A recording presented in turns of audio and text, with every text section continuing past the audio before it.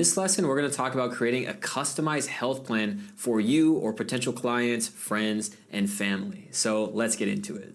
So for the first part of this prompt, I'm going to ask ChatGPT to act as a knowledgeable dietitian. I'm a 32-year-old male that is 5'11". And right now I'm just putting out the information so it better knows how to personalize the answer to me. So 5'11", I weigh 170 pounds. I work out 4 days a week.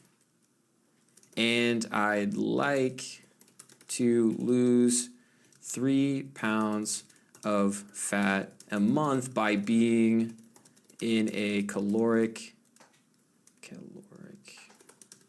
deficit. Okay, now let's put that in and see what it says. Perfect. So what it did is it gave a good overview of 6 main bullet points to adhere to hit my goals. Now what I want to do is take this a step further. So I'm going to say, now create a detailed meal plan for my goal of 2,500 calories per day. Do not include peanuts. I'm going to be allergic in this example. Do not include peanuts, onions, or lemons. And so now what it's going to do is it's going to go ahead and pop out a much more detailed breakdown of what to have for breakfast, what to have for lunch, and what to have for dinner. It has the exact foods and the calories associated with those foods. Perfect. So now I have my detailed outline for 1 day of eating. So let's say that I'm at the point where I want to go and buy this food. And I can say, now create a grocery list for these food items. Now I have my purchase list, so I can go to the store, buy these fruits and vegetables whenever I'm ready. But what I want to do is I'll take this a step further as well with now create a detailed workout plan with the above criteria.